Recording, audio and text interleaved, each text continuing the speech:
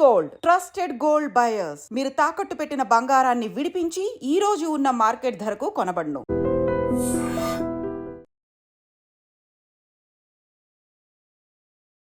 నమస్కారం, welcome to I dream. ధర్మ మార్గం విత్ విజిత కార్యక్రమానికి స్వాగతం.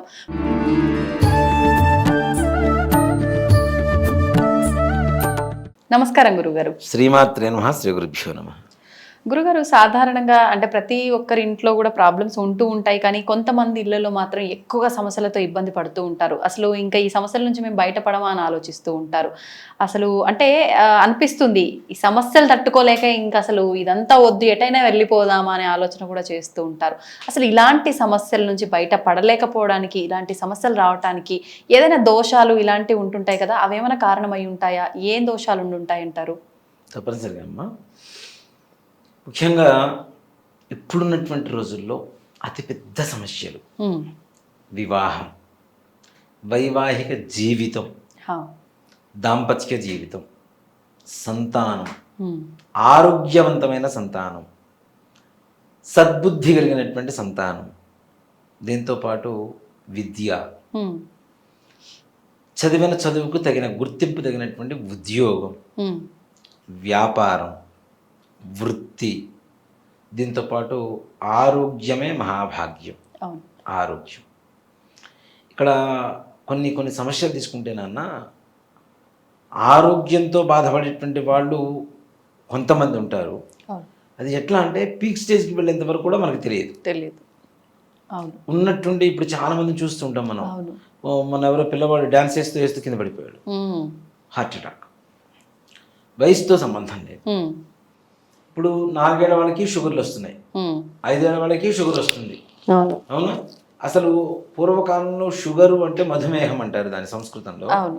మధుమేహం రావడం అనేటువంటిది ఇప్పుడు దాదాపు 55 ఏళ్ళు 60 ఏళ్ల తర్వాత అప్పుడు వచ్చేది, ఓల్డ్ ఏజ్ లో. ఇప్పుడు ఏంటి, పుట్టుకతోనే షుగర్తో పుడుతున్నారు. పుట్టుకతో హార్ట్ ప్రాబ్లమ్స్, హార్ట్లో హోల్ ఉండటం, ఇవి ఎక్కువగా జరుగుతున్నాయి. ఇవి కూడా పెద్ద సమస్యలే. అసలు ఇట్లాంటి వాటికి ఎలాంటి దోషాలు ఉంటాయి, ఎందువల్ల వస్తుంటాయి అనేటువంటి విషయానికి వస్తేనన్నా, మొట్టమొదటిగా అతి ఘోరంగా భయంకరమైనటువంటి దోషం స్త్రీ శాపం అని చెప్తాం. స్త్రీ శాపం. ఈ స్త్రీ శాపం ఎలా వస్తుంది అంటే, మన పూర్వీకులు ఉంటారు నాన్న, భార్య బ్రతుకుండగానే ఇంకొక ఆమెని పెళ్లి చేసుకోవటం, మగపిల్లలు పుట్టలేదని ఇంకొక ఆమెని పెళ్లి చేసుకోవటం. అవును, చాలా చాలా సినిమాల్లో కూడా ఇలాంటివి చూపించేవారు. ఇక్కడ దీంట్లో మొన్న మధ్య ఒకటి వచ్చారు నా దగ్గరికి. ఘోరం విషయం ఏంటంటే, ఫస్ట్ ఆవిడికి ఆడపిల్లలు 3 పుట్టారు అని చెప్పి ఇంకో ఆవిడ పెళ్లి చేసుకున్నాడు. ఆవిడ కంటే ఫస్ట్ ఆవిడకి ముందు అబ్బాయి పుట్టాడు. మరి అది కొంచెం వెయిట్ చేస్తే అయిపోయేదిగా కదా, ఓపిక లేకపోవడమే. ఆ తర్వాత ఆవిడకి అబ్బాయి పుట్టాడు, 2వ ఆవిడకి. ఇక్కడ కారణం ఏదైనా ఫస్ట్ ఆవిడ బాధపడుతుందా లేదా? అవునా? ఎంత ఆడవాళ్ళు ఎంత సహనశీలులైనా భూమాతతో పోల్చినా ప్రపంచంలో ఏదైనా పంచుకోగలుగుతారు, కానీ బెడ్ని మాత్రం పంచుకోలేరు. వాస్తవం. అసలు ఏ స్త్రీ కూడా ఒప్పుకోలేదు ఆ విషయాన్ని కదా. ఇలాంటి పాతకాలు చేయటం, అలాగే ఇంట్లో భార్య ఇల్లీగల్ కాంటాక్ట్స్, దానివల్ల కూడా ఇంట్లో ఆడవాళ్ళు, పూర్వకాలంలో పురుషాహంకారం ఎక్కువగా ఉండే, తెలిసేది, ప్రశ్నించేటువంటి ధైర్యం లేక లోపల ఏడుస్తూ బాధపడుతూ, ఇప్పుడు ఆడవాళ్ళు లోపల బాధపడుతూ కూడా వీడు నాశనం అయితే బాగుండు, ఇట్లా ఈ పొర్రపాటును కూడా ఏదైతే అనుకుంటారో అది మనస్ఫూర్తిగా పడేటువంటి బాధ ఏదైతే ఉంటుందో ఆ బాధతోనే అంటారు వాళ్ళు. అంటే ఎంత మంచి వారికైనా ఒకానొక టైంలో అది ఓపిక నశించిపోయి అనేస్తారు. అవును. ఆ పేషెన్సీకి మారిపోయినటువంటి వాళ్ళు కూడా పేషెన్సీ తగ్గిపోతే ఎంత ఘోరమైనటువంటి పాపం అది కదా. అలాగే ఆడపిల్లల్ని ఏడిపించటం, మోసం చేయటం. ఇప్పుడు తక్కువ, పూర్వకాలంలో ప్రేమించడం, మోసం చేయటం, ఇలాంటివి ఎక్కువ. అలాగే అత్తామామలు కోడల్ని బాధ పెట్టడం, ఎట్లా అంటే కొట్టేవాళ్ళు, తిట్టేవాళ్ళు, లోపలికి పడేసి కాళ్ళతో తన్నేవాళ్ళు, కిరోసిన్ పోసి తగలబెట్టేవాళ్ళు, గ్యాస్ తిప్పేసి లైట్ వెలిగించేసి చంపేసేవాళ్ళు, ఉరి వేసేవాళ్ళు, గొడ్డలతో నరికేవాళ్ళు, బావిలో తోసేవాళ్ళు. మనం 2000 సంవత్సరం వరకు దాదాపుగా వరకట్న వేధింపులు అని చెప్పి మనం చూసాం, పేపర్స్లో చూసాం, న్యూస్లో వినేవాళ్ళం. ఇప్పుడు తగ్గినాయి కొంచెం, అవునా? ఈ వరకట్న వేధింపుల వల్ల అత్తమామలు కోడల్ని పెట్టినటువంటి బాధలు ఏదైతే ఉంటాయో అవి కూడా మహాపాపాలే. అలాగే కొంతమంది కోడళ్ళు, ఇప్పుడు అది రివర్స్ అయింది చాలా చోట్ల. పూర్వకాలంలో అత్తమామల్ని కోడల్ని బాధ పెట్టేవాళ్ళు అత్తమామలు, ఇప్పుడు రివర్స్ అయిపోయి ఇది కూడా పాపమేనా? అత్తమామలు మంచంలో ఉంటే ఒక జైలు పక్షి కంటే దరిద్రంగా చూస్తున్నటువంటి, హీనంగా చూస్తున్నటువంటి రోజులు. కూడి తీసుకెళ్ళి అన్నం ఎట్లా అంటే ఏదో జూలో జంతువుకి, ఖైదీలకి వీళ్ళకి వేస్తుంటారు చూడండి, జంతువులకి జూలో అట్లా తీసుకెళ్ళి ఇట్లా పడేయటం, తినకపోతే తన్నటం.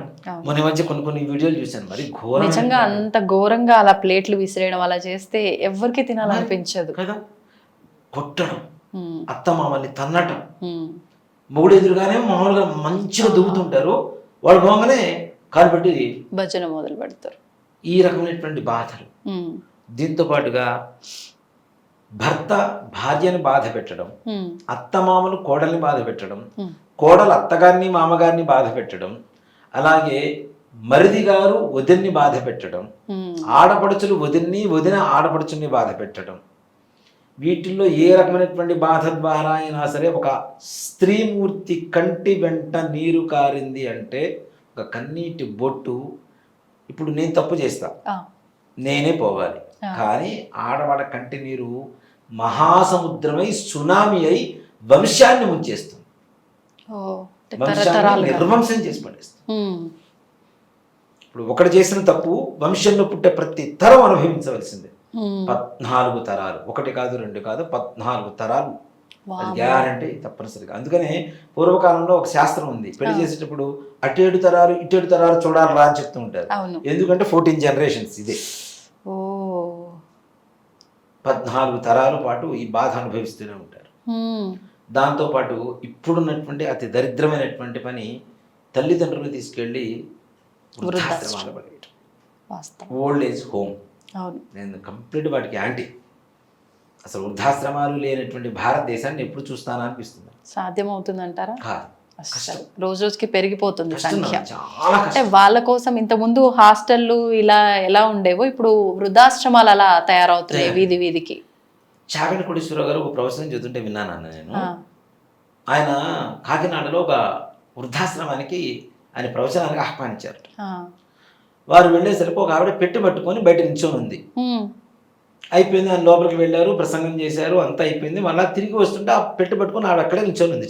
అంతసేపు కూడా ఏంటి, ఈయనకు అనుమానం వచ్చింది. ఏంటమ్మా ఆవిడ పొద్దునుంచి అక్కడ నిల్చున్నారు పెట్టి పట్టుకొని, వాళ్ళ అబ్బాయి వచ్చి తీసుకెళ్తా అన్నారా అని అన్నాడు. లేదండి, 14 సంవత్సరాల క్రితం వాళ్ళ అబ్బాయి ఇదే పెట్టె పట్టుకొని ఇక్కడ తీసుకొని వచ్చి నువ్వు ఇక్కడే నిల్చో, మళ్ళీ నేను వెంటనే 1 గంటలో వస్తానని చెప్పి వెళ్ళాడు.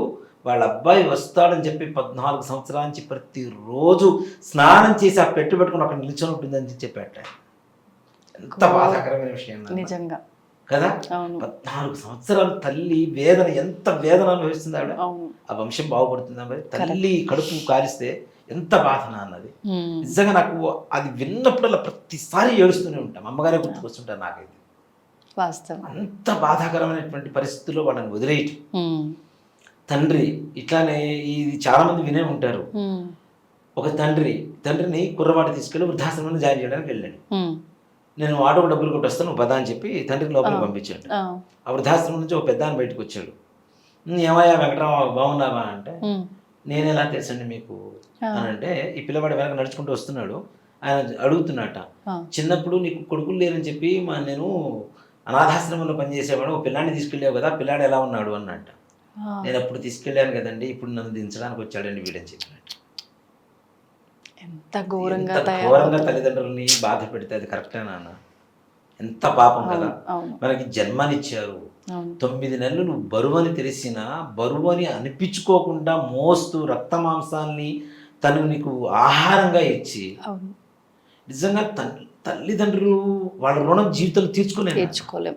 అంటే ఏదో కోపంలో మన కోపిక నశించి ఒక మాట అన్నా మళ్ళీ వాళ్ళు మనం దగ్గర తీసుకుంటారు, మనం అహంకారంతో దూరంగా ఉన్నా గానీ ఇంత ఘోరంగా తీసుకెళ్లి వదిలేయటాలు ఇలాంటివి అసలు ఎలా మనసు ఒప్పుతుందో ఏంటో పరిస్థితులు చేస్తున్నారు పిల్లలు. నిజంగా మన తల్లిదండ్రులు తీసుకొని మనం వదిలేస్తాను అన్న, అవును, మన పిల్లలు తీసుకొని మనల్ని వదిలేరా? ఖచ్చితంగా రిపీట్ చేస్తారు కదా, మనం ఏం చేస్తే అదే చేస్తారు. మనం ఏం చెప్తే అది వినరు, మనం ఏం చేస్తున్నామో అదే చేస్తారు పిల్లలు కూడా తప్పనిసరిగా. మనల్ని కూడా తీసుకెళ్ళి రేపటి రోజున అక్కడ వదిలేసి వస్తారు. అంతే. తాతామనుడని రాజబాబు గారు, ఎస్పి రంగారావు గారి సినిమా మా చిన్నప్పుడు చూసా ఒకటి. ఆయన తండ్రి ఒక అబ్బాయి కొడుకు తండ్రి కోసం గొయ్యి తవ్వుతూ ఉంటాడు, వీడు కూడా పక్కన గొయ్యి తవ్వుతూ ఉంటాడు. ఎందుకురా అంటే, నువ్వు మీ నాన్న కోసం తీసావు కదా, నేను మా నాన్న కోసం తీస్తున్నాను అంటాడు వీడు. సరిపోయింది, అంతే కదా. అవును. కాబట్టి మనం ఏం చేస్తే అదే చేస్తారు. తల్లిదండ్రులు దయచేసి ఎక్కడ వృద్ధాశ్రమాలు చేర్పించకండి, మహాపాపం. ఇప్పుడు ఇంకో కొత్త కల్చర్ కూడా వచ్చింది నాన్న. ఏంటండి కొత్త కల్చర్? ఏంటంటే అది రిటైర్డ్ హోమ్స్. అది కొంచెం బెటర్గా ఉంది దీనికంటే, వృద్ధాశ్రమాల కంటే కొంచెం బెటర్గా ఉంది. అవును. దేనికంటే రిటైర్డ్ హోమ్స్ అని ఇల్లు కొని పెడుతున్నారు, మొత్తం చుట్టూ సర్వేలెన్స్ కెమెరాలు ఉంటాయి, ఒక అంబులెన్స్ ఉంటుంది, ఒక డాక్టర్ ఉంటాడు, ఫుడ్ ఉంటుంది, ఫుడ్ టైంకి వస్తుంది. ఇప్పుడు అది కూడా భారం అయిపోయింది. ఎందుకంటే ఇంత పెద్ద కొంప కొని పెడతారు ఇల్లు, దాంట్లో ఇద్దరే ఉంటారు. అది ఒక్కరోజు పని మనిషి రాకపోతే క్లీన్ చేసుకోవాలంటే మొత్తం వీళ్ళ పనే కదా, అది కూడా బాధ అవుతుంది. కాబట్టి దానికి కూడా తగ్గట్టుగా. కానీ పాపం వాళ్ళకు ఉండాల్సింది ఆ వయసులో మనవాళ్ళు మనవరాలతో ఆడుకోవడము, మంచిగా ముచ్చట్లు చెప్పేవాళ్ళు, ఇంట్లో వాళ్ళు ఉండడం. కానీ అంత పెద్ద ఇల్లు, ఈ కార్లు, ఇవి తిండి, ఇవి కాదు. ఇద్దరే ఉంటే ఎలా ఉంటుంది నాన్న? అవును, ఇద్దరే. వారి ఒకరి ముఖం ఒకరు చూసుకున్నప్పుడు కొడుకులు పిల్లలు గుర్తుకురారా, మనవాళ్ళు గుర్తుకురారా? గుర్తుకొస్తే కళ్ళలో నీళ్లు తప్పితే ఇంకేమైనా ఉంటాయా వాళ్ళలో? బాధపడతారు. మరి ఆ కన్నీళ్ళ కారణం మనం అవుతున్నప్పుడు మన వంశం ఏం బాగుంటుంది చెప్పండి, అవునా? ఇక్కడ ఇలాంటి పాపాలు చేస్తున్నప్పుడు మనం కాదు, మన తరతరాలు తప్పనిసరిగా దాని దుష్ప్రభావాన్ని అనుభవించి తీరాల్సిందే. దీంతో పాటు ముఖ్యంగా పితృదోషాలు అనేటువంటిది కూడా ఒక ఇది నా కారణం అవుతుంటుంది. ఇవి స్త్రీ శాప కారణాలు అవుతున్నాయి ముఖ్యంగా. దీంతో పాటు పితృదోషం, మన పూర్వీకులు ఎవరైతే 60 సంవత్సరాల కంటే ముందు చనిపోయి ఉంటారో, బిలో 60 ఆడవాళ్ళు చనిపోతే స్త్రీ శాపం అంటాం, ఇందాక చెప్పుకున్న కారణాలతో పాటుగా మగవాళ్ళు చనిపోతే పితృదోషం అంటాం. పితృదోషం 60 లోపల వాళ్ళెవరో చనిపోతే మాకెందుకు వస్తుంది అంటే, మన పూర్వీకులు 60 సంవత్సరాల లోపల చనిపోయినటువంటి వాళ్ళకి ఎక్కడా కూడాను స్వర్గ నరక ప్రాప్తి లేదు అని చెప్పి శాస్త్రం చెప్తాం. మరి ఎటు వెళ్తారు? ఎక్కడ ఉంటారు వీళ్ళు? ఇక్కడ మనం పుట్టినప్పటి నుంచి చచ్చేంత వరకు, చచ్చిన తర్వాత ఏం చేస్తారు? కొడుకు వెళ్ళి కర్మ చేస్తాడు, తడి బట్టలతో కర్మ చేస్తాడు. ఈ తడి బట్టలతో ఎందుకు కర్మ చేస్తాడు? 12 రోజుల పాటు కర్మ చేసేటప్పుడు 36 స్నానాలు చేస్తాడు. 36 స్నానాలు ఎందుకు చేస్తాడు?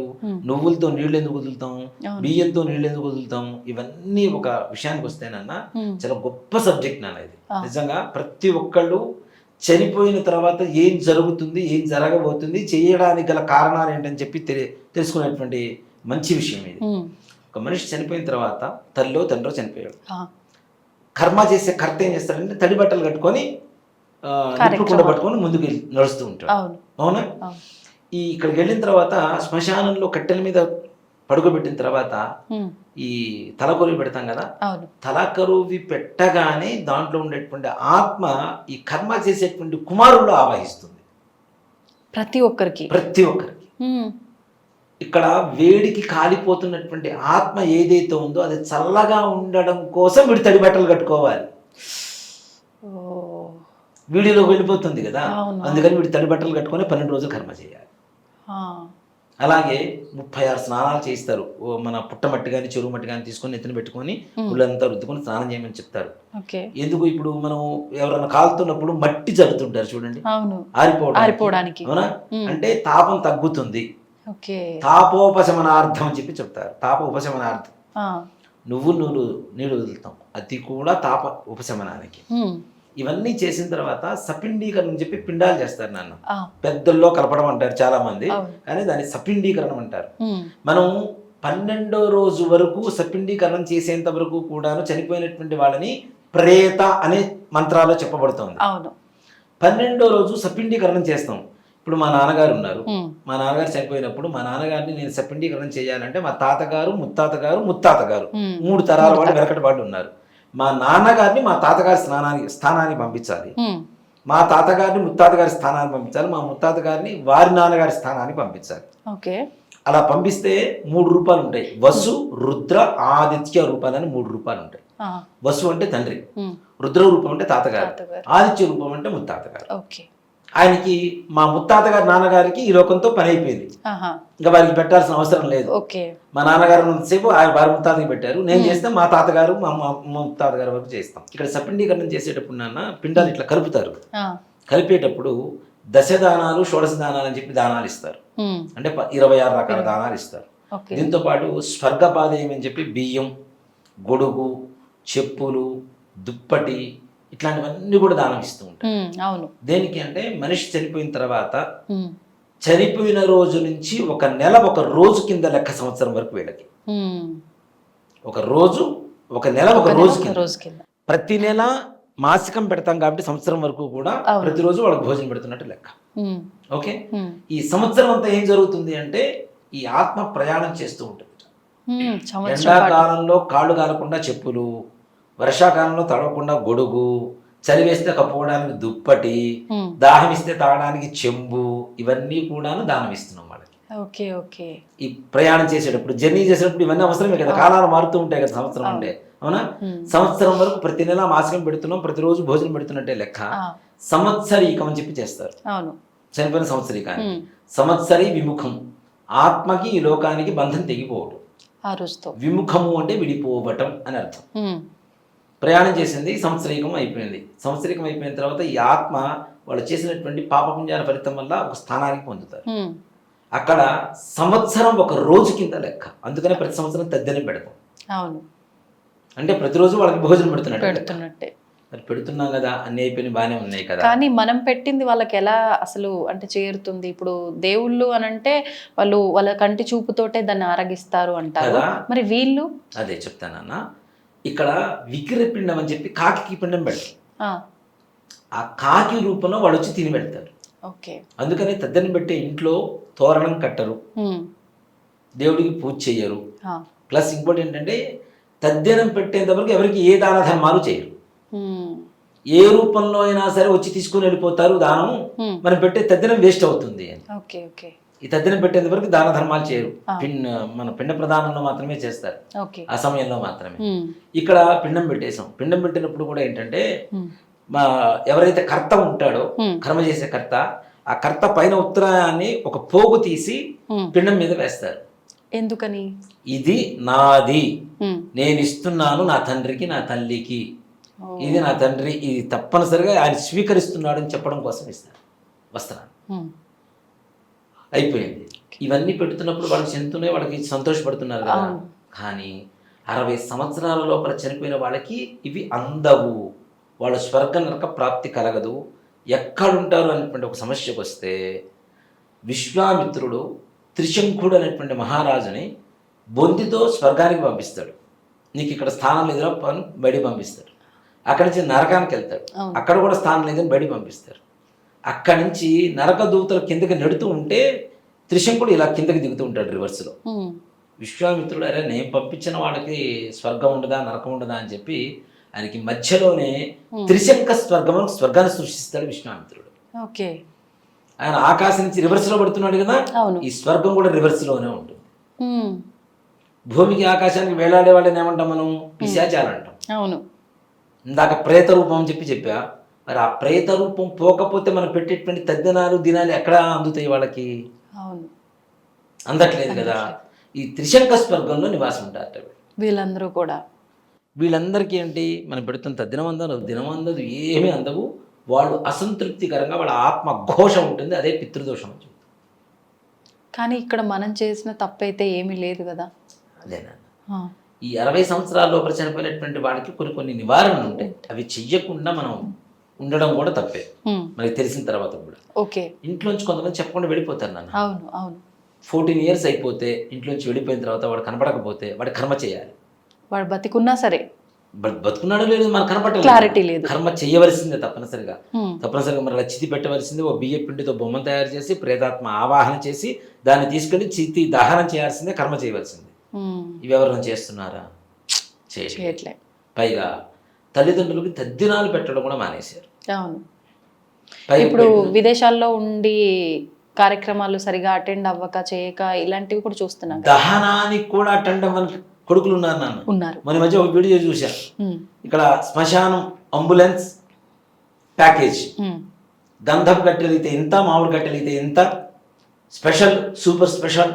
అవును. దీంట్లో కూడా ఈ కర్మల్లో కూడా 10 మంది బ్రాహ్మణులు పిలిస్తే ఇంత, ఇంతమంది బ్రాహ్మణులు పిలిస్తే ఇంత, మీరు ప్యాకేజ్ పంపిస్తే డబ్బులు పంపిస్తే మేము ఇక్కడ చేయిస్తామండి. ఉమ్, ఉమ్, అంతదాన్ని నేను కంటాను దేనికి? ఉమ్, చెట్టుకు మొక్కి, పుట్టలకు మొక్కి, దేవుళ్ళకు మొక్కి, రాళ్ళకి రప్పలకి మొక్కి మొక్కి మొక్కి మొక్కి కొడుకు కావాలని చెప్పి అడుగుతున్నారు అవును. భగవంతుడిని. నువ్వు పుట్టిన తర్వాత నేను ఎక్కడో అమెరికా ఉంటాను, మా నాన్న అమ్మ చచ్చిన పర్లేదు, ఇక్కడ మీరు చేసేయండి అంటే. ఉమ్, ఇంకో దరిద్రం కూడా ఉంది నాన్న. చచ్చిన తర్వాత వస్తారు, అవును. 2-3 రోజులు కర్మ మొత్తం పూర్తి చేసుకుని వాడు వెళ్ళిపోవాలి మళ్ళీ. అవును. నిజంగా వాడు భక్తి పోతుంది కదా అనుకోవచ్చు. ఏ ఇండియా నుండి బతకలేడా?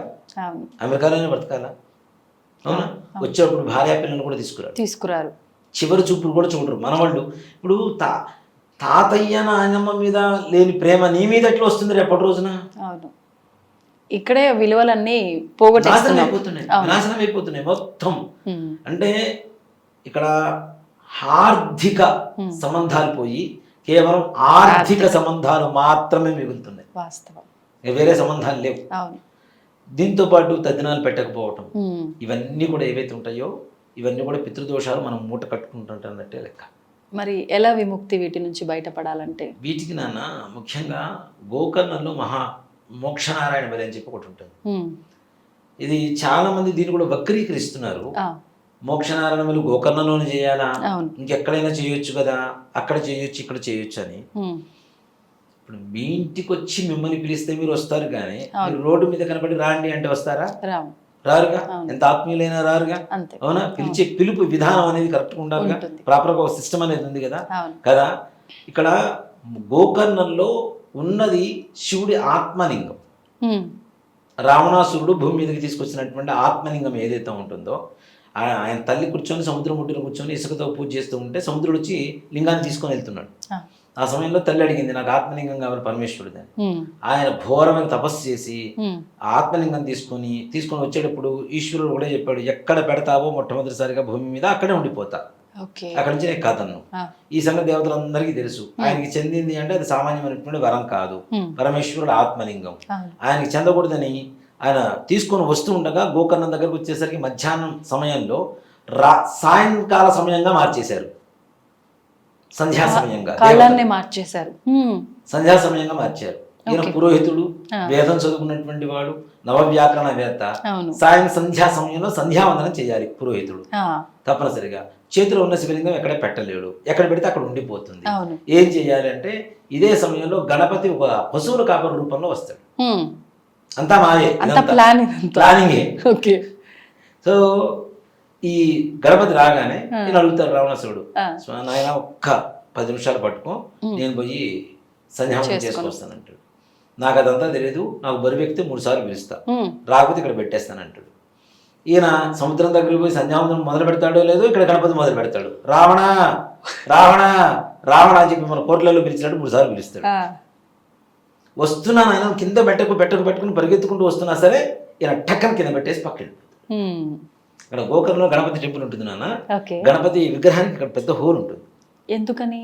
రావణాసురుడు ఈ శివలింగాన్ని భూమి మీద పెట్టాడని చెప్పి వినాయకుడు నెత్తిన మొట్టికాయ వేశాట. ఆ మొట్టికాయ ఇప్పటికీ అక్కడ హోల్ ఉండిపోతుంది గణపతికి.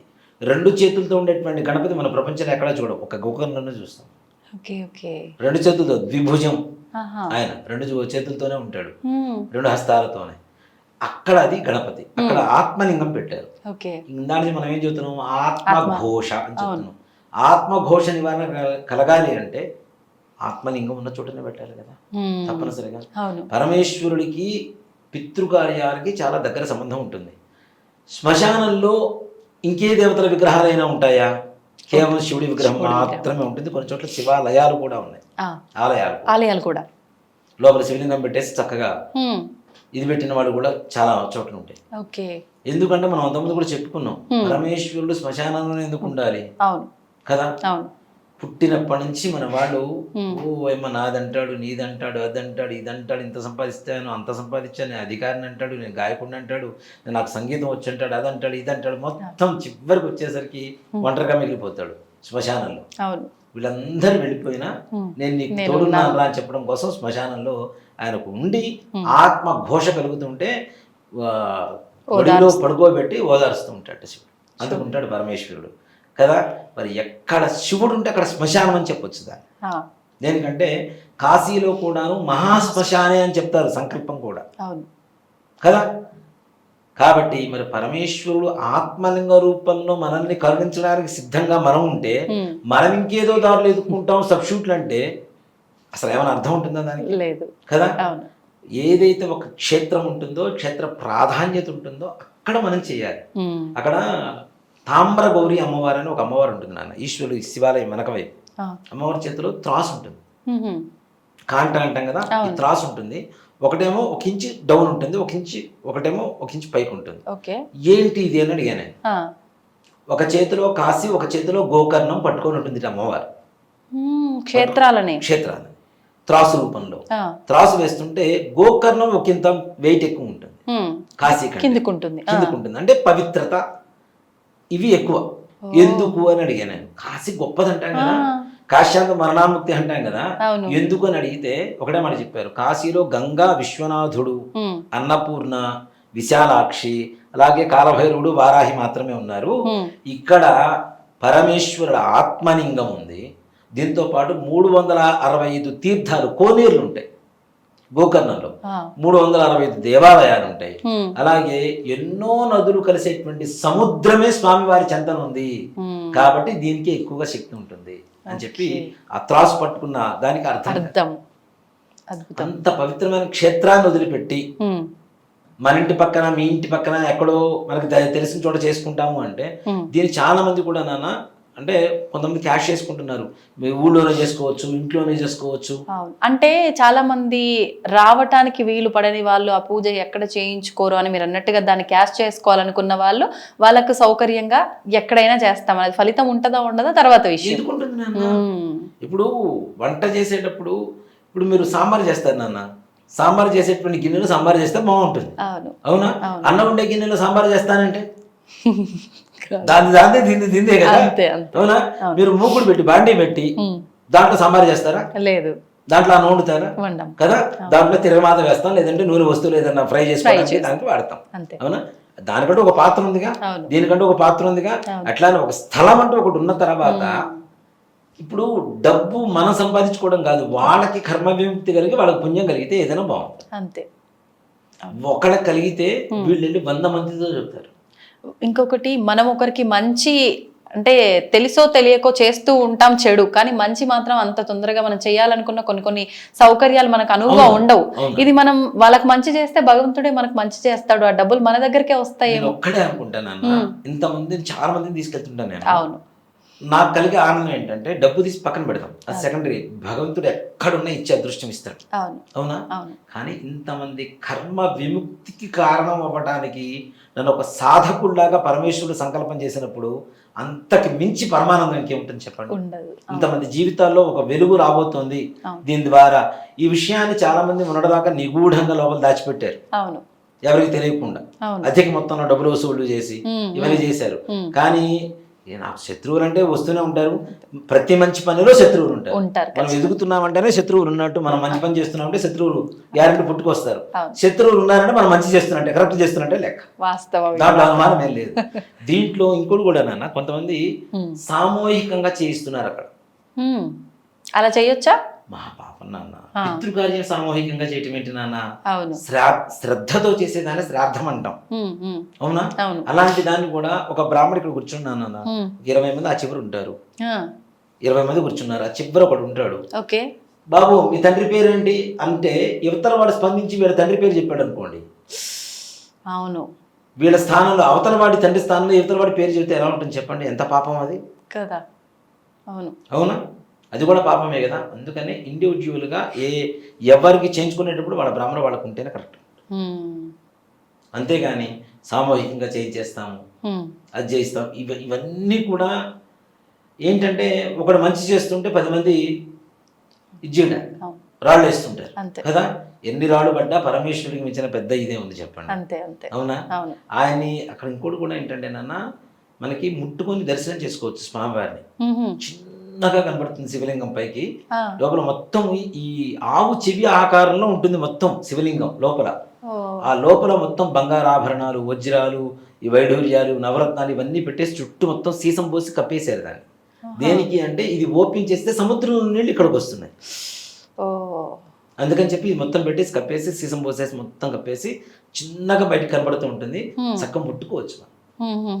అక్కడ శివుని ముట్టుకుంటున్నామంటే సాక్షాత్ కైలాసంలో పరమేశ్వరుని ముట్టుకున్నట్టే, ఆత్మలింగం ముట్టుకుంటే మరి పాపాలు పటాపంచలకు ఇంకేమవుతుంది చెప్పండి. అవునా? అందుకనే ఆ క్షేత్రంలోనే మోక్షనారాయణ బలి అనేటువంటి పూజా కార్యక్రమాన్ని చేయిస్తే చాలా మంచిది. దీంట్లో కూడాను కొంతమంది, అంటే నేను అందరినీ అని చెప్పడం లేదు, కొంతమంది బ్రాహ్మిన్స్ చాలా మంది ఉన్నారు అక్కడ. కాకపోతే లాంగ్వేజ్ ప్రాబ్లమ్స్ ఉంటాయి, సెటిల్ అయిన వాళ్ళు ఉన్నారు. కొంతమంది ఛత్తీస్గఢ్ నుంచి వచ్చిన బ్రాహ్మణులు కొంతమంది ఉన్నారు. అలా కొంతమంది గోవా కొంకణి లాంగ్వేజ్ వాళ్ళది భాష, ఆ భాష నుంచి వచ్చి సెటిల్ అయిన వాళ్ళు కొంతమంది ఉన్నారు. కానీ కర్ణాటక స్మార్తులు ఉంటారు స్మార్తులు, స్మార్తము అంటే పురోహితం చేయించేటువంటి వాడు అని, వాళ్ళు ప్రధానంగా చాలా విశేషంగా చేయిస్తారు. వాళ్ళు కూడా ఇండివిజువల్గా చేస్తారు. ఎంతమందిని తీసుకుని వెళ్ళినా ఎవరికి వాళ్ళకి విడివిడిగానే సింగిల్గా కూర్చోబెట్టి చేయిస్తారు. అంతేగాని సామూహికంగా చేయిస్తాము అంటే, ఒక మాట చెప్పాలంటే ఇప్పుడు నా బోటి వాడు తీసుకెళ్ళాడు అనుకుందాం, సామూహికంగా చేయించాడు అనుకుందాం, వచ్చిన వాళ్ళది ఏ రకమైనటువంటి పాపం లేదు, వాళ్ళందరి పాపం నేనే మూట కట్టుకున్నట్టు, అంతేగా. ఇప్పుడు నన్ను దహించడం కాదు ఆ పాపం, నా వంశాన్ని, నా భవిష్యత్ తరాలని దహించి వేస్తుంది. అది ఒకటి గమనించాలి తప్పనిసరిగా. వ్రతమో కుంకుమార్చనో ఏదన్నా సామూహికంగా చేయించుకోవచ్చు, కానీ పితృకార్యం సామూహికంగా చేయించుకోండి, మరి దరిద్రంగా పోతుంది. అంతే కదా. కాబట్టి ఈ విధంగా ఇది చేస్తే ఇట్లాంటి దోషాల నివారణ జరుగుతుంది. అనుకున్న పనులు ఏవైతే ఉన్నాయో, ముఖ్యంగా వివాహం కావడం ఆలస్యం అవుతుంది, అలాంటి వాళ్ళకి వివాహం కావటం, వివాహం అయిన తర్వాత దాంపత్య జీవితంలో ఇద్దరిలో విభేదాలు వస్తున్నాయి, ఆ దాంపత్య జీవితం సుఖమయంగా ఉండటం, అలాగే సంతానం కలగడం ఆలస్యం అవుతుంది, సంతానం కలగడం, కలిగిన సంతానం ఆల్రెడీ ఏదైనా హెల్త్ ప్రాబ్లమ్స్ ఉన్నాయి, హెల్త్ ప్రాబ్లమ్స్ క్యూర్ అవ్వటం, అలాగే పిల్లలు మాట వింటలేదు, హైపర్ అవుతున్నారు కొంతమంది. ఇట్లాంటి ఇందాక ఆటిజం ఒక ప్రాబ్లం, హైపర్ ఇంకొక ప్రాబ్లం, ఈ రెండో ప్రాబ్లం, అతివృష్టి అనావృష్టి. కాబట్టి అట్లాంటి వాటికి హైపర్ అవుతున్నారు. అలాగే చెడు వ్యసనాలకి దగ్గర అవుతున్నారు, డ్రగ్స్ ఇట్లాంటివి ఎక్కువ తీసుకుంటున్నారు పిల్లలు కూడా, అట్లాంటి వాటికి వ్యసనాలకి బానిసలు అవుతున్నారు. అలాంటి వాటికి, అలాగే చదువుకున్నారు, మంచి ఉద్యోగం రావట్లేదు, ఉద్యోగం రావాలన్నా, ఉద్యోగం వచ్చింది ప్రమోషన్స్ రావటం లేదు, ప్రమోషన్స్ రావాలన్నా, వ్యాపారం చుట్టుపక్కల వాళ్ళందరిది బాగుంటుంది, ఒకటి మాత్రం దివాలా తీస్తుంటాడు అదే వ్యాపారం చేస్తూ కూడా. అలాగే ఉత్థాన అవస్థకి వెళ్ళిపోతారు నాన్న, మంచి పీక్ స్టేజ్కి వెళ్ళిపోతారు. ఒక 1.5-2 years బా ఇలా ఉంటే సార్ మన జీవితం తిరుగులేదు అనుకుంటారు, టక్కన 0 లెవెల్కి వచ్చేస్తారు. ఇక్కడ ఈ ప్రయాణంలో 99% మాత్రమే రీచ్ అవుతుంటాడు ఈ పర్సన్, 100% అందరిని ద్రాక్షాలా ఊరిస్తూ ఉంటుంది. కానీ చూసే జనాలు మాత్రం ఇతను ఏదో 200% సంపాదించేశాడు, 1,000 కోట్లు ఉన్నాయనుకుంటారు. ఇతను అప్పులు పాలవుతుంటాడు, తీసుకున్న అప్పులు తీర్చలేడు, ఇచ్చిన అప్పులు వెనక్కి రావు, ఎవరికైనా ఇప్పించిన అప్పులు కూడా ఇతనే తీర్చుకోవాల్సిన పరిస్థితి, వడ్డీలు కట్టాల్సిన పరిస్థితి, వడ్డీల మీద వడ్డీలు కట్టుకుంటే ఇతను వచ్చిన డబ్బులు మొత్తం కూడా, ఇందాక కూడా ఒకళ్ళు వచ్చారు నా దగ్గరికి, మేము వేరే వాళ్ళకి ఇప్పించాం, అవి కట్టుకోలేక మేమే వడ్డీలు కట్టుకుంటున్నాం, మా జీతాలు, ఇద్దరు భార్యాభర్తలు ఉద్యోగం చేస్తారు, ఇద్దరు జీతం మేము వడ్డీలు కట్టుకుంటున్నాం, ఇంటి రెంట్ కట్టుకోవడానికి డబ్బులు చాలలేదు అయ్యారు అని చెప్తున్నారు. ఇలాంటి పరిస్థితులు రావటం, అలాగే జాయింట్ బిజినెస్లు చేస్తూ వాటిల్లో నష్టం రావటం. ఇప్పుడు జాయింట్ బిజినెస్ అంటే చేస్తే ఇద్దరికి లాభం రావాలి, ఇద్దరికి నష్టం రావాలి, అలా కాకుండా ఒకరికి మాత్రమే లాభం వస్తుంది, ఒకరికి మాత్రం నష్టంతో అట్లానే జీవితం వెళ్ళదీస్తుంటారు. అట్లాంటి నష్టం రావటం, వృత్తి వ్యవహారాలు కూడా ఉన్నత స్థానాల్లో చూడటానికి మాత్రమే మంచి కనబడుతుంటారు, లోపల చూస్తే ఒట్టి వల్ల ఏమీ ఉండదు. ఈ రకమైనటువంటి సమస్యలు రావటం, ఒకే ఇంట్లో 2-3 ఒక అబ్బాయికో ఒక అమ్మాయికో 2-3 వివాహాలు జరగాల్సిన పరిస్థితులు రావటం, అనారోగ్యంలో కూడా కొన్ని కారణాలు ఉంటాయి నాన్న, liver, kidney, cancer, heart, brain, BP, షుగర్లు, థైరాయిడ్లు, ఆడవాళ్ళకు ఉండేటువంటి, స్త్రీలకు ఉండేటువంటి సమస్యలు ఏవైతే ఉంటాయో ముఖ్యంగా అవి కూడా ఈ దోషాల వల్లనే వస్తాయి. అంటే దీన్ని బట్టి చూస్తే ఒక 100లో 95% మందికి ఇలాంటి సమస్యలు ఉన్నాయంటే ఈ దోషం ఉంది. 95 కాదు నాన్న, 100కి 100 మందికి ప్రపంచంలో ఉన్న ఎన్ని వేల కోట్ల మందికి ఉన్నాయనే చెప్తా. ఉన్నాయి. అవును. ఇంకా ఇప్పుడు మీరు అన్నట్టుగా ప్రతి ఒక్కరు ఒకప్పటన్నా 50 ఏళ్ళు 60 ఏళ్ళు బతికేవాళ్ళు, కానీ ఇప్పుడు 30లు 40లు 50లోనే రాబోయే తరాల్లో మా తాతగారు 40 ఏళ్ళు బతికాడు తెలుసా అని చెప్పుకునే పరిస్థితి మనం దిగజారిపోతున్నాం. అంతే. లైఫ్ స్పాన్ తగ్గిపోతూ వస్తుంది. అవునా? ఇప్పుడు మన జనరేషన్ బెటర్ నాన్న. అంతే. దాదాపు 70 ఏళ్ళ వరకు ఢోకా లేదు, 70-75 వరకు. మన తర్వాత జనరేషన్ 60, ఆ తర్వాత జనరేషన్ 50-40 అనకూడదు మన నోటితో. ఇంకా చివరికి రాను పుట్టడం, 10 ఏళ్ళ జీవితం అనుభవించడం, ఇదైపోవడం. అంటే మనం చేస్తున్న పాపాలు ఏవైతే ఉంటాయో, మన పూర్వీకులు చేసిన పాపాలు, ఆస్తులు వచ్చినప్పుడు తీసుకుంటున్నాం కదా, మరి దోషాలు వచ్చినప్పుడు కూడా తీసుకోవాల్సిందే కదా తప్పనిసరిగా. అందుకని అసలు పాపం చేయకుండానే ఉండాలి. చేయకుండా ఉన్న వాళ్ళు ఎవరూ లేరు అనేది మాత్రం నా ప్రగాఢ విశ్వాసం. తప్పనిసరిగా ఎక్కడో ఏదో చోట తప్పు జరుగుతూనే ఉంది. ఇంకోటి కూడా ఏంటంటే, పూజ చేయించి వస్తాం, దోషాలు మొత్తం నివారణ కలిగినాయి, కర్మ విముక్తి జరిగింది, మళ్ళీ వెంటనే ఇంటికి వచ్చి పెళ్ళాన్ని కొడితే మళ్ళీ స్టార్ట్ అవుతుంది. అది గుర్తుపెట్టుకోవాలి. అవునా? అంతే కదా మరి. నేను అంటే ఇప్పటి వరకు చేసిన వాటికి ఇక్కడికి విముక్తి దొరికింది పూజ వల్ల, మళ్ళీ మొదలు పెట్టామంటే మళ్ళీ మూట కట్టుకోవడమే, మళ్ళీ స్టార్ట్. నా పూజ అయిపోయింది, ఇంటికి వచ్చి పెళ్ళాన్ని కొడతానంటే బాధే కదా. సో కాబట్టి మళ్ళీ మొదలవుతుంది. కాబట్టి ఇలాంటివి పొర్రపాటును కూడా చేయకండి. ఇక్కడ దీంట్లో ముఖ్యంగా ఈ సూసైడ్ చేసుకోవటాలు ఇట్లాంటివి కూడా మన వంశ పరంపరగా వచ్చేటువంటి థాట్సే నాన్న. వే ఆఫ్ థింకింగ్ అదే. ఓకే. చాలా మంది 10th క్లాస్లో 1 మార్కు తగ్గితే చచ్చిపోతారు. అవునా? భర్త ఏదో అన్నాడని భార్య ఊరేసుకుంటుంది, భార్య ఏదో భర్త ఊరేసుకుంటాడు. ఇవన్నీ కూడా కేవలం ఏంటంటే, ఇలాంటి సూసైడ్ చేసుకోవాల్సిన థాట్స్ కూడా మన పూర్వీకుల నుంచి వస్తుంది. Okay okay. మరి పూర్వీకులు 4 పెళ్లిళ్ళు చేసుకుంటే మనవడు ఎందుకు ఆగుతాడు? ఇంకా తాతగారు మంచి అనిపించాలంటే, తాతగారు 4 చేసుకుంటే మనవడు 5 చేసుకుంటే, అదే వీడి తాతయ్య బెటర్ అనుకుంటారు, ఆయన మంచి అనిపించవచ్చు కదా. అట్లా అని చెప్పి అంటే ఇప్పుడున్న వాళ్ళు ఎంతటి మూర్ఖులు అంటే, దేవుళ్ళ విషయంలోనే ఆ దేవుడు 2 పెళ్లిళ్ళు, ఈ దేవుడు 2 పెళ్లిళ్ళు చేసుకున్నారంట, మనుషులు చేస్తే తప్పేంటి అని మాట్లాడే మూర్ఖులు ఇంకా మనుషులు చేసిన వాటిని పోల్చుకొని ఎందుకు చేయరంటారు? ఖచ్చితంగా చేస్తారు. మనం కూడా చెప్పాం మీతో, కొన్ని రోజుల తర్వాత ఒరే వాడికి 1 పెళ్ళి అయిందిరా అనుకుని నవ్వుకునే పరిస్థితులు వస్తాయి. అవును, మొన్న టాపిక్ లో మాట్లాడుకున్నాం. 3, 4 పెద్ద అది ప్రాబ్లం కాదు. ఇక భవిష్యత్ కామన్ అయిపోతుంది. కామన్ 3వ 4వదా అంతే, 4వదిరా సరే కానీ మరి తొందర కానీ ఈయన పరిస్థితికి కూడా దిగజారిపోతున్నాం. కాబట్టి ఇలాంటి దోషాలు, ఇలాంటి బాధలు లేకుండా తల్లిదండ్రులు బాధపడుతున్న విషయం ఏంటంటే, మా పిల్లలు పెళ్లి చేసుకుంటున్నారు. ఇవన్నీ చూసిన తర్వాత ఇంకెందుకు ఎంత బాధేస్తుంది కదా. పెళ్లి కూడా ఏంటి 35 ఏళ్ళు 38 ఏళ్ళకి పెళ్లి చేసుకుని ఏమో ఘోరిద్దామని చెప్పండి. అవునా? 38 ఏళ్ళకి ఆడవాళ్ళకి సంతాన యోగం అయితే 40-44 వరకు జరుగుతుంది. పెళ్ళి 44-45 అంటే, నేను మా ఫ్రెండ్ వస్తే వాడికి పెళ్లి సంబంధాలు చూసుకుంటున్నాడు. మ్యాట్రిమోనియల్ సర్వీసెస్లో ఒక యాప్ వేసుకున్నాడు ఏదో, దాంట్లో చూస్తే 45 నెవర్ మ్యారీడ్, 49 నెవర్ మ్యారీడ్. మరి ఇంక పెళ్లి చేసుకుంటారు, అది దానికి మళ్ళీ దాంట్లో పెట్టడం దేనికి? 49 ఏళ్ళకి పెళ్లి చేసుకోవాలి. అంత వయసు వాళ్ళకి నిజంగా ఆ వయసు వాళ్ళు ఆడవాళ్ళు దొరకడం కష్టము. ఆ చేసుకున్న వాళ్ళు వయసు తేడాతో చేసుకుంటారు, వాళ్ళ జీవితము నాశనము, మళ్ళీ ఇబ్బందులే. ఇక్కడ అమ్మాయిలు కూడా 49 ఇయర్స్ ఉన్నారు నాన్న, పెళ్లి కాని వాళ్ళు. ఇంకేముంది, సగం జీవితం కాదు 80% జీవితం అయిపోయింది. మిగిలిన 20% కోసం ఇంకోవడం బాధ పెట్టడం దేనికి? అంటే కావాలి, చివరిలో ఒక తోడు కావాలి, అప్పుడు చేసుకుంటున్నారు. వాళ్ళ తోడు సంగతి దేవుడు ఎరుగు. పుట్టిన పిల్లలు వీళ్ళు ముసలోళ్ళు అయ్యి ఇంక ఉంటారో పోతారనే టైంలో వీళ్ళు ఎదుగుతా ఉంటారు. మెయిన్ నాన్న, పూర్వకాలంలో ముదిమన వాళ్ళని చూసేవాళ్ళు. ఇప్పుడు మనం కొడుకుని చూస్తే చాలనుకునే పరిస్థితికి వచ్చేసాం చివరికి. అవునా? కొడుకు 10 ఏళ్ళు వచ్చేసరికి తండ్రి పోతే ఇంకేముంది, అదే కదా, వాళ్ళ పాలన ఎక్కడ చూసుకుంటారు. దీంతో పాటు ఇంకోటి కూడా నాన్న, ఇప్పుడున్న పరిస్థితుల్లో వివాహ బంధం దృఢంగా ఉండకపోవడానికి కారణాలు కొన్ని ఉన్నాయి నాన్న. ఇది నేను చూసినటువంటి, నా రీసెర్చ్లో నాకు తెలిసినటువంటి విషయాలు. 40 ఏళ్ళు 35 ఏళ్ళు 36 ఏళ్ళు 18 ఏళ్ళకి పెళ్లి చేయమని చెబుతున్నాం. 36 ఏళ్ళు అంటే డబల్.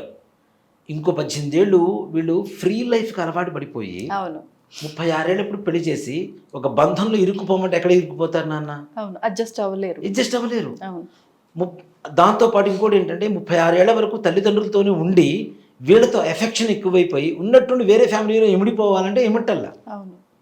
పైగా ఇక్కడి నుంచి తల్లిదండ్రులు ఫోన్ చేస్తుంటారు చూడండి, అమెరికాలో ఉన్న వాళ్ళకి, వేరే ఊళ్ళలో ఉన్న వాళ్ళకి, ఏం కూర చేసావు, ఏం పప్పు చేసావు, ఏం పచ్చడి చేసావు, ఎందుకు పోపు వేసావు, ఎంత పోపు వేసావు, ఇది ఎందుకు చేసావు, అదెందుకు చేసావు, ఆ చీర ఇంతలోనే ఎందుకు కొంటున్నావు, ఈ నగలు ఇట్లా కొనాల్సింది కదా. పెళ్లి చేసి పంపించిన తర్వాత నీకేం పని, నీ అత్తమావ నేను ఇట్లా అని మాట్లాడుంటే కరెక్ట్గా ఉండే, నువ్వు మాత్రం అన్ని అడ్జస్ట్ అయి ఉంటావు, నీ కూతురు మాత్రం అడ్జస్ట్ అవ్వకూడదు. మన మధ్య ఒక ఆమె చెబుతుంది నాతో, వాళ్ళ అమ్మాయికి ఒక మాట చెప్పింది, ఏమని అంటే, నాన్న పెళ్లి చేసుకో, కంటే పిల్లలు గాను, నీకు నచ్చలేదు అనుకో వచ్చేసే మనతో పాటు ఉండు కానీ. అది ఎంత దరిద్రమైన మాట నాన్న అసలు. అదే కదా, సొంత తల్లి కూతురుకు చెప్తున్న మాట ఇది. చాలా సింపుల్ అయిపోయింది లైఫ్. మరి ఎంత దరిద్రం అయిపోయింది. ఇప్పుడు ఎప్పుడైతే తల్లిదండ్రులు ఇన్వాల్వ్ అవ్వకుండా ఉంటారో ఫ్యామిలీ లైఫ్లో, ఒక అమ్మాయిని ఇచ్చి పెళ్లి చేసిన తర్వాత కొట్టుకుంటారు, తిట్టుకుంటారు, వాళ్ళిద్దరే కలిసి ఉంటారు తర్వాత రోజు. అవునా? అలా అని చెప్పి నిన్ను మీ అత్తగారు కొట్టింది కదా అని చెప్పి తీసుకొచ్చినట్టు ఇవాళ రోజు నీ కూతురు లేదుగా నీకు. అవును, నువ్వు మాత్రం అడ్జస్ట్ అయ్యావు, నీ కూతురు మాత్రం అడ్జస్ట్ అవ్వకూడదు, అస్సలు వద్దు. ఇక్కడ మగపిల్లలు కూడా పుట్టకుండా పోతున్నారు నాన్న రాను రాను. అది కూడా పితృదోష కారణాలే అవుతున్నాయి. వంశం లేదు కదా, నెక్స్ట్ స్టెప్ లేదు కదా, ఇంకెవరు ఉండరు కదా, ఇంటి పేరు ఆగిపోతుంది కదా. అది కూడా నిర్వంశం అయిపోవటం కూడా పితృదోష కారకమే అని చెప్తా, స్త్రీ శాపకారకమే అని చెప్తా. ఆడవాళ్ళకు ఉండేటువంటి హెల్త్ ప్రాబ్లమ్స్, ఎక్కువ స్ట్రెస్ తీసుకుంటున్నారు, సెన్సిటివిటీ పెరిగిపోతుంది, ఎమోషనల్గా అయిపోతున్నారు. ఎప్పుడు ఏ క్షణాన ఏ ఎమోషన్ క్యారీ అవుతుందో చెప్పడం కష్టం. కోపం, బాధ, సంతోషం, ప్రేమ, జాలి, దయ, ద్వేషం అన్నీ ఎక్స్ట్రీమ్ లెవెలే. అన్లిమిటెడ్. అంతే కదా, నవ్వుతుంటారు, పెళ్ళమని బిగుతుంటారు. అరే కొట్టారు కానీ దూరంగా ఉంటే మళ్ళీ దగ్గర పట్టుకొని ప్రేమగా చూస్తారు. ఎన్ని రకాల ఎమోషన్స్ని, ఇన్ని ఎమోషన్స్ తల్లిదండ్రులు క్యారీ చేశారు. ఇదే మెంటాలిటీ భర్త దగ్గర చూపిస్తా అంటే వాడు ఎందుకు ఇది అవుతాడు, కన్విన్స్ అవుతాడు. అవునా? అబ్బాయిలైనా అంతే, అమ్మాయిలైనా అంతే, దాంట్లో అనుమానం ఏం లేదు. ఒక ఏ వయసులో జరగాల్సింది ఆ వయసులో జరిగితే ముచ్చటగా ఉంటుంది. ఇప్పుడు నాకు 21 సంవత్సరాలు నాకు పెళ్ళింది నాన్న, నా కొడుకులకి 23 ఏళ్ళు 22 ఏళ్ళు. ఇప్పుడు హ్యాపీ. నాకు 50 ఏళ్ళు వచ్చేసరికి 25 ఏళ్ళు వస్తాయి వాళ్ళకి. చూసారా అమ్మా, అందుకే దోస్తుల్లా ఉంటారు ముగ్గురు. వాళ్ళు 50 ఏళ్ళ దగ్గర నుంచి నన్ను చూశారా హ్యాపీ, చూడలేకపోతే ఇంకా నాకు సంపాదించుకునే స్తోమత ఉంటుంది, శక్తి ఉంటుంది భగవంతుడి దయ వల్ల. హాయిగా నా జీవితాన్ని నేను నా భార్య ప్రశాంతంగా గడిపేస్తాను కదా. ఆ ప్లానింగ్ అందుకని పూర్వకాలం అంత బాగుండేది. ఇప్పుడు పూర్వకాలంలో తల్లి కూతురు ఒకటేసారి డెలివరీ అయ్యేవాడు, తల్లి అత్త కోడలు అంటే ఒకటేసారి డెలివరీ. మరి 14 మంది 15 మంది. ఇప్పుడు మాత్రం ఒకళ్ళు ఇద్దరు, ఒక్కళ్ళు అనేసరికి అబ్బో చాలు వీడిని చదివిస్తే చాలు. అంటే ఇప్పుడున్న ఖర్చులు కూడా అలానే ఉన్నాయి కాబట్టి ఆలోచించడంలో తప్పు లేదేమో అనిపిస్తుంది. ఖర్చులతో పాటు సంపాదన పెరిగిందా లేదా? పెరిగింది. మరి సంపాదన మార్గాలు పెరిగినాయి, సంపాదన పెరిగింది. ఇప్పుడు అంత దేనికి నాన్న ఎక్కడ సంగతి తీసి పక్కన పెడతాం. మన భాగ్యనగరమే తీసుకుందాం, ఇక్కడ గడ్డెమ్ముకున్నా బతకొచ్చు. ఎలాంటి దౌర్భాగ్యులకైనా భాగ్యనగరమే అంతే తప్పనిసరిగా. ఇక్కడ బతకలేని వాళ్ళు కూడా ఎవరు లేరుగా, అవునా? ఎక్కడెక్కడి నుంచో వచ్చి బతుకుతున్నారు. ప్రతి ఊళ్ళలో కూడా సంపాదన మార్గాలు పెరిగినాయి, ధనం ఆర్జించడం అనేటువంటి విధానాలు పెరిగినాయి. కాబట్టి డబ్బు గురించి మన సంతానాన్ని మనం ఆపుకోవడం కూడా తప్పే. అలాగే గర్భంలో ఉన్నటువంటి శిశువుని అబార్షన్స్ ద్వారా తీసేసి గర్భస్థ శిశు మరణాలు భ్రూణ హత్యలు అంటారు. భ్రూణ హత్య కూడా మహాపాపమే. మేము భోజనం చేసేటప్పుడు కూడా త్రిసుపర్ణం అని చెప్పి ఒక మంత్రాలు ఉంటాయి నాన్న, 3 రకాల మంత్రాలు. దాంట్లో భ్రూణ హత్యాంబ ఏతే ఘ్నంతి, బ్రహ్మ హత్యాంబ ఏతే ఘ్నంతి, వీర హత్యాంబ ఏతే ఘ్నంతి అని వస్తాయి. భ్రూణ హత్య చేసిన పాపం, బ్రహ్మహత్య చేసిన పాపం, వీరుని హత్య చేసిన పాపాలు ఇట్లాంటివేవి మాకు తగలకుండా ఉండాలి స్వామి అని చెప్పి దండం పెట్టుకొని ఆ త్రిసుపర్ణం అనేటువంటి మంత్రాలు చదువుకున్న తర్వాత భోజనం చేస్తాం. మీకంటే అన్ని తెలుసు కాబట్టి మాలాంటి వాళ్ళు మరి అందుకనే ఈ గోకర్ణలో మోక్షనారాయణ బలి చేయించవచ్చు.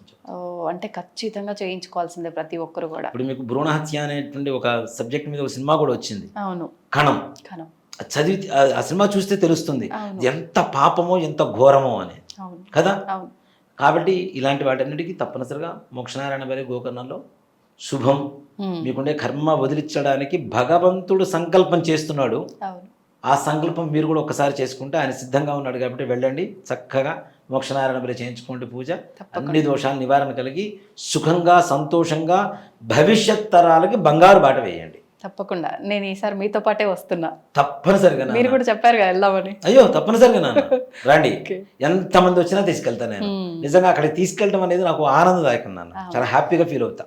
అది బాధ్యత అనేటువంటిది ఒకటి, నాతో పాటు వస్తున్నారు, వీళ్ళకి ఏదో కర్మ తొలగే మార్గం వచ్చింది, భగవంతుడు సంకల్పం చేశాడు కాబట్టి హ్యాపీ. మీకు వచ్చిన పుణ్యంలో మిమ్మల్ని తీసుకెళ్తున్నందుకు ఎంతైనా వస్తుంది నాకు, ఖచ్చితంగా చాలు. నా పితృదేవతలు కూడా ధరిస్తారు దీనివల్ల.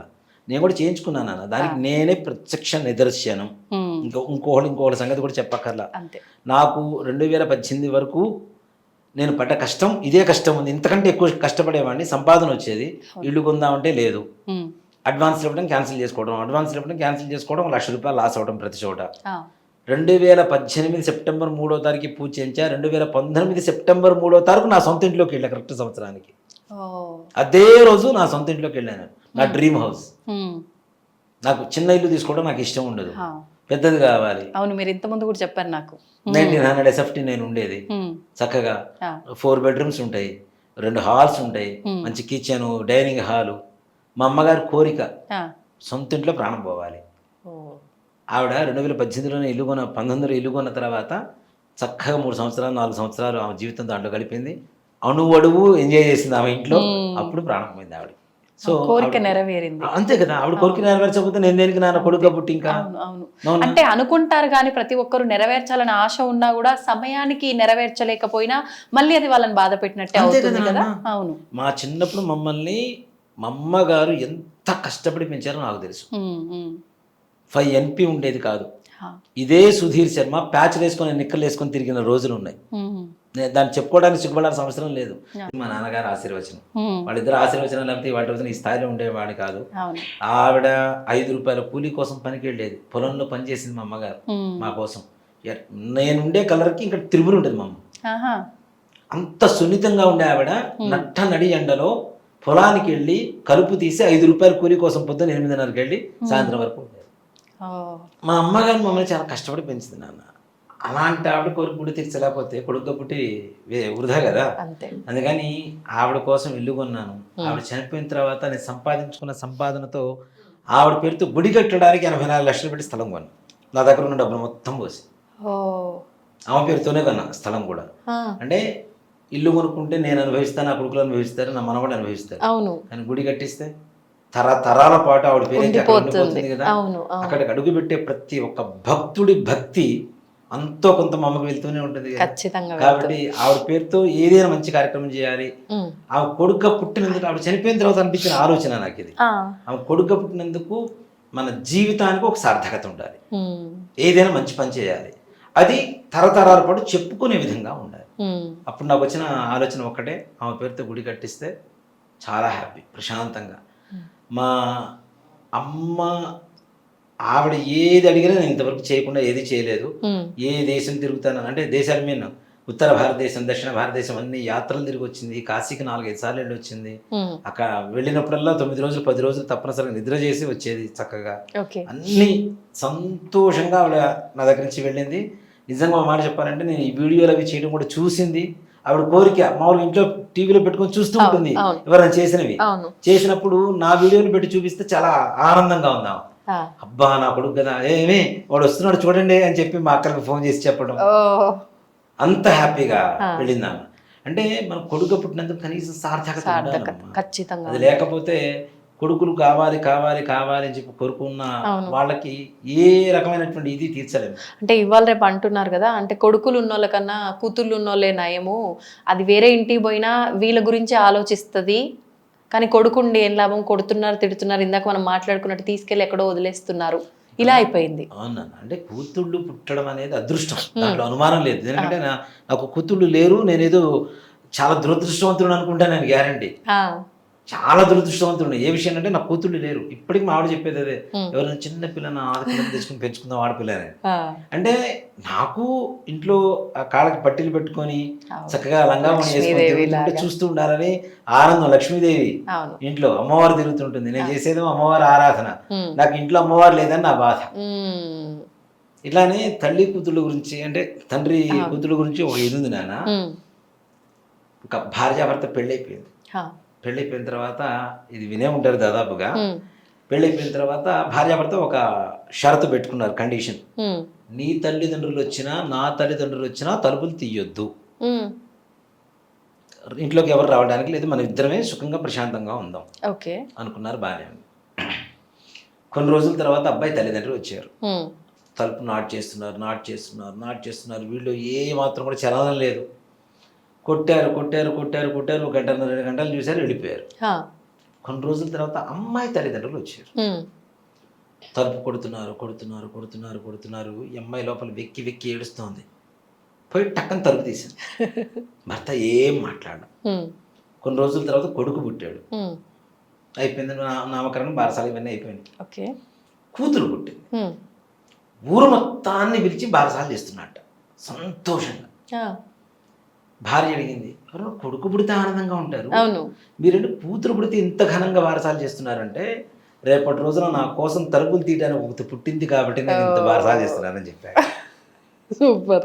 ఆడవాళ్ళు అంటే ఆడపిల్లలు పుట్టడం అనేది అదృష్టం ఉండాలి నాన్న. అబద్ధం ఆడితే ఆడపిల్లలు పుట్టరు, అదృష్టం ఉంటేనే ఇంట్లో ఆడపిల్ల పుడుతుంది, లేకపోతే అనుమానమే లేదు దాంట్లో. అంత గొప్ప ఇది. కాకపోతే ఏంటంటే వంశం అనే వృద్ధికి వెళ్ళాలి కాబట్టి, పున్నామం నుంచి తప్పించేదే కుమారుడు కాబట్టి, మాకు అమ్మాయిలే ఉన్నారు, మాకు ఎట్లా అండి, మాకు నరకం తప్పదా అంటే, ఎక్కడైతే కన్యాదానం చేస్తున్నామో అక్కడ సకల దోషాలు నిరహరణ అయిపోతున్నాయి. మనం కన్యాదానం చేసేటప్పుడు కూడా సహిరణ్యోదక కన్యాధారం అహంకరిష్య అని చెబుతూ ఉంటాం మనం. అక్కడ త్రిగుణీకృత అగ్నిష్టోమ అతిరాత్ర ఆప్తోర్యామ శాంతపన వాజపేయ పౌండరీక అశ్వమేధాది శతకృతు సంపూర్ణ సకల ఫలావాప్త్యర్థం ఇన్ని యాగాలు చేసిన ఫలితం కన్యాదానం చేస్తూ వస్తుందంటాడు. అలాగే మయా సహా, నాతో సహా, దశపూర్వేషం 10 తరాల కిందట, దశాపరేషం 10 తరాల తర్వాత, మద్వంశ్యానం నా వంశం, మాతృవంశానం నా తల్లిగారి వంశం, మేనమామలు, మాతృవంశానం నరకాత్ ఉత్తీర్య శాశ్వత బ్రహ్మలోకే నిత్య నివాస సిద్ధ్యర్థం అని చెప్తాడు. ఎవరైతే 10 తరాల కిందట చనిపోయినటువంటి వాళ్ళు నరకంలో ఉన్నారో, వాళ్ళు చేసినటువంటి తప్పుల వల్ల వాళ్ళు కానీ, 10 తరాల తర్వాత చనిపోయేటువంటి వ్యక్తులు ఎవరైతే ఉంటారో వీళ్ళు కానీ, వీళ్ళు కూడా చేసిన పాపాల వల్ల పొరపాటు నరకం వెళ్ళినా, వీళ్ళందరూ కూడా నేను చేస్తున్నటువంటి కన్యాదాన ఫలితం వల్ల శాశ్వత బ్రహ్మలోకే నిత్య నివాస సిద్ధ్యర్థం, శాశ్వతంగా బ్రహ్మలోకంలో నివాసం ఉండడానికి నేను కన్యాదానం చేస్తున్నాను అని చెప్పి పరమార్థం. అయితే ఇప్పుడు మీరు చెప్పిన దాన్ని బట్టి పుత్రులు లేకపోయినా కన్యాదానం చేయడం వల్ల ఉన్న దోషాలన్నీ హరించుకుపోతాయి అని చెప్పి, కొన్నిసార్లు దురదృష్టం ఏంటంటే ఇద్దరు కూతుళ్ళే ఉంటారు, కొడుకులు ఉండరు, హస్బెండ్ చనిపోవడం వల్ల సింగిల్గా ఉండటము, కన్యాదానం చేయడానికి కూడా నోచుకోలేని వాళ్ళు ఉంటారు. అటువంటి వాళ్ళ పరిస్థితి ఏంటి? మాట చెప్పాలంటే అలాంటి వాళ్ళు ఉన్నారు, చాలా మంది ఉన్నారు. ఇక్కడ కన్యాదానం చేస్తున్నప్పుడు ఎవరి కన్యను దానం చేస్తున్నాం అనేది కూడా ప్రధానమే. అవును, ఆయన కూతుర్ని ఎవరో దానం చేస్తున్నారు, దానం చేసిన ఫలితం కొంత ఈయనకు వస్తే అసలు దానం చేయడానికి కారణం ఎవరు? వాళ్ళు కదా, వాళ్ళకు కూడా పుణ్యం వస్తుంది తప్పనిసరి. దాంట్లో ఏమాత్రం కూడా సమస్య ఏం లేదు. మంచి ప్రశ్న ఇది, చాలా మందికి ఉండేటువంటి అనుమానం, చాలా మంచి ప్రశ్న ఇది. క్లారిటీ ఏంటంటే, ఎవరికైతే కూతురు పుట్టిన తర్వాత తండ్రి చనిపోయాడో పొరపాటున, ఈ పిల్లకి కన్యాదానం చేసిన ఫలితంలో ఆయనకు కూడా వెళ్తుంది. అందుకని మనం చూడండి, ఎవరైనా చనిపోయిన వెంటనే ఆడపిల్ల పెళ్లి చేస్తాం సంవత్సరం, ఎందుకంటే కన్యాదాన ఫలితం ద్వారా వాళ్ళకి స్వర్గలోక ప్రాప్తి కలుగుతుంది అని చెప్పి శాస్త్రం. చేసిన పాపాలన్నీ కూడా నిరహరణ జరిగి మగపిల్లవాడు పెళ్లి చేయరు, అమ్మాయి పెళ్లి మాత్రమే చేస్తారు. కన్యాదానం చేస్తే ఎన్ని ఫలితాలు ఉంటాయి. అంటే మొత్తానికి మనం పడుతున్న ఈ ఇబ్బందులన్నీ ప్రతి ఒక్కరికి సహజమే అనుకుంటాం, కానీ ఈ ఇబ్బందుల వెనకాల ఇంతటి ఆంతర్యం ఉంది అని చెప్పి నిజంగా నాకు చాలా కళ్ళకు కట్టినట్టుగా అర్థమవుతోంది. ఎవరైనా మన వీడియో చూస్తే కనుక మీరన్నట్టుగా ఈ పూజ చేయించుకొని దాని నుంచి బయటపడితే నిజంగా అంతకు మించిన మంచి పని మన ద్వారా జరిగింది అని అంటే దానికి మించిన సంతోషం ఇంకోటి లేదు. అంటారు కదా, భగవంతుడు ప్రతి చోట ఉండలేక ప్రతి ఇంట్లో ఒక అమ్మని ఉంచుతాడు అని చెప్పి, అలాగా మీ ద్వారా అంతటా ఆయన వచ్చి చేయలేక మీ ద్వారా ఇలాంటి మంచి పని చేయిస్తున్నాడు. నిజంగా చాలా సంతోషం అండి. ధన్యవాదాలు. శ్రీమాత్రే నమః. శ్రీ గురుభ్యో నమః.